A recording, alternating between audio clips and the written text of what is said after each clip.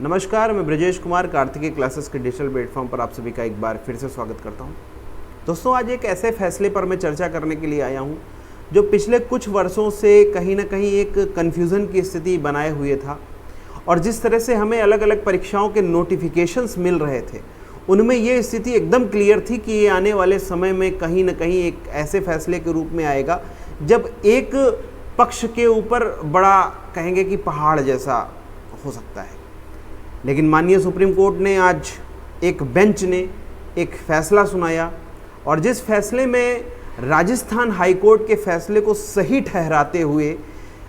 Primary भर्ती से यानी प्राइमरी शिक्षक की भर्ती से बीएड अभ्यर्थियों को कहीं ना कहीं बाहर कर दिया। अब ऐसे में जो स्थिति बनी है, मैं देख रहा हूं कि सुबह 10:30-11 के बाद में कई सारे बच्चों ने बहुत से मैसेजेस किए, कॉल किए और एक परेशानी की स्थिति में हैं। तो उनसे बातचीत करने के लिए अब बीएड के अभ्यर्थी आगे क्या करेंगे या जो परीक्षाएं अभी कहीं ना कहीं प्रक्रिया में हैं उन परीक्षाओं में बीएड का क्या होगा या आने वाले दिनों में बीएड के अभ्यर्थियों के लिए क्या हो सकता है, उन सभी पहलुओं पर, उन सभी विषय पर मैं बिंदुवार तरीके से आपको एक एक चीज़ बताने की कोशिश करूंगा। हालांकि ये मामला अभी भी कहीं ना कहीं मैं एक चीज़ समझता हूँ कि डबल बेंच में जा सकता है, जहाँ पर फैसले में कुछ हो सकता है कि कुछ हेरबदल हो या जो भी चीज़ें निकल के आएँ वो चीज़ें होंगी। लेकिन उन सब चीज़ों को देखते हुए अब बीएड अभ्यर्थियों के लिए क्या है,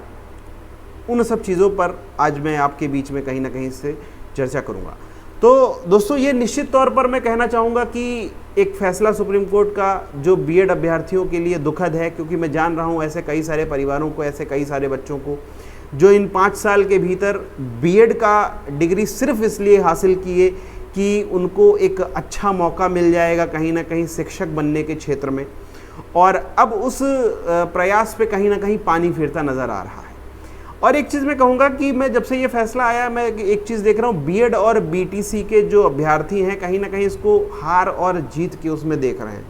तो कहीं ना कहीं ये भी अपने आप में एक गलत चीज़ है। अब एक भाई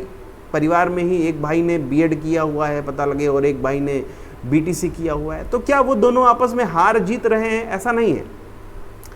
बीटीसी के पक्ष में अगर मैं कहूँ तो ठीक है, उनके पास अवसर सीमित हैं, लेकिन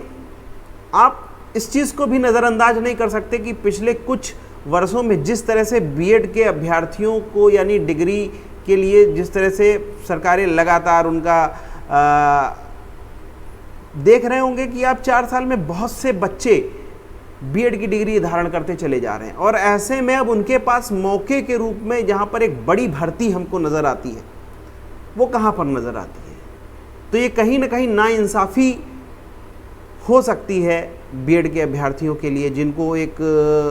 क्षेत्र में अब आवेदन करने का मौका नहीं मिलेगा, प्राइमरी में आवेदन करने का मौका नहीं मिलेगा। लेकिन इन सब चीज़ों को देखते हुए मैं आपसे एक ही चीज़ कहूँगा, धैर्य बना करके रखिए। कोई भी फैसला तुरंत उसके आउटपुट नज़र नहीं आते हैं अभी। हालांकि फैसले की भी ऑफिशियल कॉपी आनी बाकी है। उस ऑफिशियल कॉपी में बयान पढ़े जाएंगे जो सुप्रीम कोर्ट ने जो अपने फैसले में जो चीज़ें कही हैं स्पष्ट तौर पर, उनकी भाषा क्या है उस बात को लेकर के उस चीज़ों से और ज़्यादा क्लियर होगा। तो थोड़ा सा धैर्य बना करके रखिए, और हो सकता है मामला डबल बेंच में जाए तो कुछ और चीज़ें हों। और इनमें सबसे बड़ी चीज़ मैं आपको बताना चाहूँगा कि आप ये समझिएगा कि सरकार कहीं ना कहीं इस पक्ष में है कि बीएड डिग्री धारकों को प्राइमरी शिक्षा में हिस्सा दिलाया जाए।